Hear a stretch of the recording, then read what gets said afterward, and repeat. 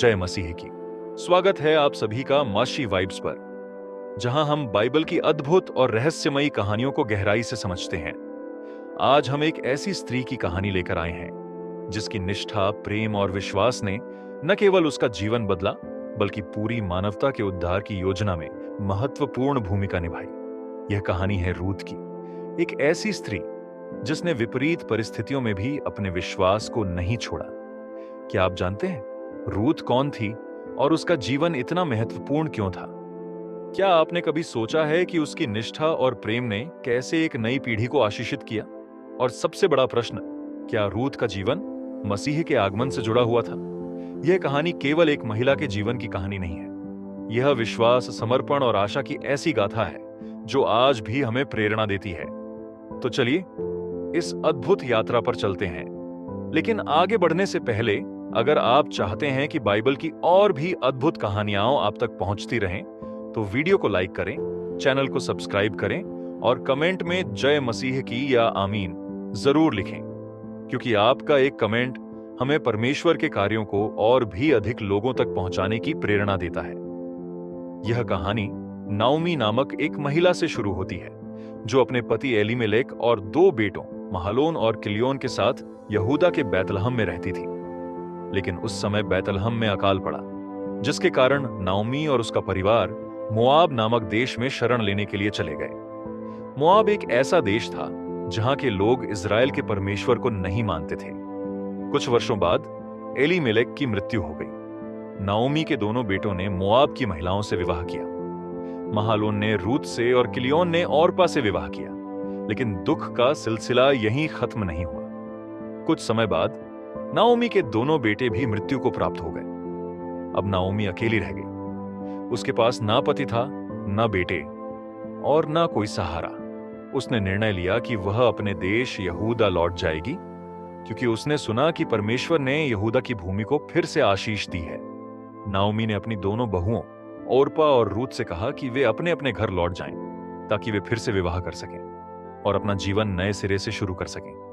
ओर्पा ने नाओमी को प्रणाम किया और अपने देश लौट गई, लेकिन रूत ने जाने से मना कर दिया। रूत का निर्णय चौंकाने वाला था।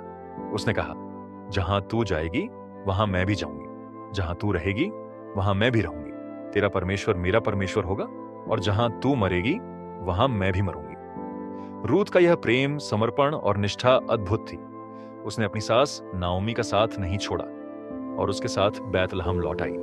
अब सोचिए, एक विधवा महिला जो मोआब की रहने वाली थी, जिसका इज़राइल की संस्कृति और धर्म से कोई संबंध नहीं था, उसने एक ऐसा साहसी निर्णय लिया जो इतिहास में हमेशा याद रखा जाएगा। जब नाओमी और रूत बैतलहम पहुंची तो यह जौ की कटाई का समय था। रूत ने नाओमी का पेट भरने के लिए खेतों में जाकर बालियां बीनना शुरू किया। यह प्राचीन काल की परंपरा थी, जिसके अनुसार किसान कटाई के बाद बची हुई बालियां गरीबों के लिए छोड़ देते थे। संयोग से रूत जिस खेत में काम कर रही थी, वह खेत बोअज का था, जो एलीमेलेक के परिवार का ही एक धनी और सम्मानित व्यक्ति था। जब बोअज ने देखा कि रूत कितनी मेहनती और विनम्र है, तो वह उससे प्रभावित हुआ। उसने अपने सेवकों से कहा, रूत को परेशान मत करना, उसे खेत में बालियां बीनने दो और उसके लिए कुछ अधिक अनाज छोड़ देना। बोअज ने रूत से बात की और उसकी सराहना की। बोअज ने कहा, मैंने सुना है कि तूने अपनी सास नाओमी के साथ कितनी भलाई की है।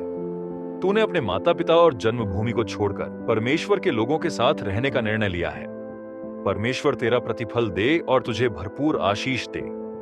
जब नाओमी ने यह सुना कि रूत ने बोअज के खेत में काम किया है, तो उसने कहा, बोअज हमारा कुटुंब छुड़ाने वाला है। यहूदी परंपरा के अनुसार यदि कोई महिला विधवा हो जाती और उसकी कोई संतान नहीं होती, तो परिवार का निकटतम पुरुष रिश्तेदार उससे विवाह कर सकता था, ताकि परिवार का वंश आगे बढ़े। नाओमी ने रूत को सलाह दी, रात को जब बोअज अपनी खलिहान में जौ की ढेरी के पास सोएगा, तो तू जाकर उसके पांव के पास लेटना। वह समझ जाएगा कि तुझे उससे विवाह करना है। रूत ने नाओमी की बात मानी और वैसा ही किया। बोआज ने जब यह देखा तो वह प्रभावित हुआ।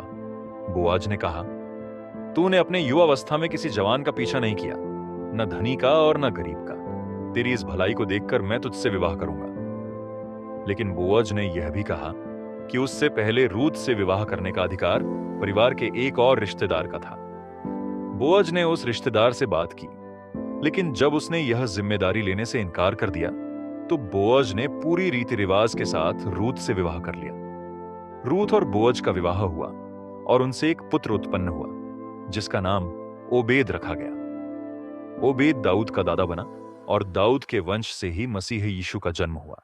इस प्रकार रूथ, एक साधारण मोआबी स्त्री जो कभी विधवा और बेसहारा थी, परमेश्वर की योजना का हिस्सा बन गई। रूथ की कहानी केवल एक मोआबी स्त्री की कहानी नहीं है, बल्कि यह विश्वास, समर्पण और परमेश्वर की योजना का अद्भुत उदाहरण है। इस कहानी में छिपे कई गहरे सबक हैं जो आज भी हमारे जीवन को मार्गदर्शन और प्रेरणा देते हैं। रूथ 1:16-17 में लिखा है, जहां तू जाएगी वहां मैं भी जाऊंगी, जहां तू रहेगी वहां मैं भी रहूंगी। तेरा परमेश्वर मेरा परमेश्वर होगा और जहां तू मरेगी वहां मैं भी मरूंगी। रूथ ने नाओमी के प्रति जो निष्ठा और समर्पण दिखाया, वह हमें सिखाता है कि जब हम सच्चे प्रेम और वफादारी के साथ किसी का साथ देते हैं, तो परमेश्वर स्वयं हमारी राहें सीधी करता है। रूथ ने एक अनजान भूमि में, अनजान लोगों के बीच अनिश्चित भविष्य को अपनाया। उसने अपना देश, अपना परिवार और अपनी संस्कृति छोड़ दी, लेकिन उसने नाओमी और यहोवा परमेश्वर पर अपना विश्वास बनाए रखा। हमें भी जब अपना जीवन अनिश्चित लगे, तब भी परमेश्वर पर भरोसा रखना चाहिए। जब हम ईश्वर के मार्ग पर चलते हैं, तो वह हमारी राहें प्रकट करता है और हमें आशीषित करता है।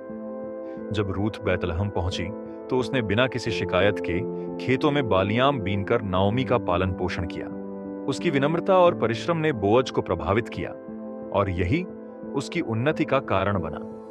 जब हम परिश्रम और विनम्रता से अपना काम करते हैं, तो परमेश्वर हमें ऊंचाई पर ले जाता है। विनम्र और मेहनती व्यक्ति को परमेश्वर कभी निराश नहीं करता। रूथ ने नहीं सोचा था कि उसका जीवन इतना महत्वपूर्ण होगा, लेकिन उसकी निष्ठा और विश्वास ने उसे परमेश्वर की उद्धार की योजना का हिस्सा बना दिया। रूथ के वंश से ही दाऊद का जन्म हुआ और दाऊद के वंश से प्रभु यीशु मसीह का। हमारी छोटी छोटी भलाइयां भी परमेश्वर की बड़ी योजना का हिस्सा हो सकती हैं। जब हम परमेश्वर की योजना को स्वीकार करते हैं, तो वह हमारे जीवन को महान उद्देश्यों के लिए उपयोग करता है। बोअज से विवाह करने से पहले रूथ को धैर्यपूर्वक प्रतीक्षा करनी पड़ी। उसने परिस्थितियों को अपने हाथ में लेने की कोशिश नहीं की, बल्कि उसने परमेश्वर के समय पर भरोसा किया।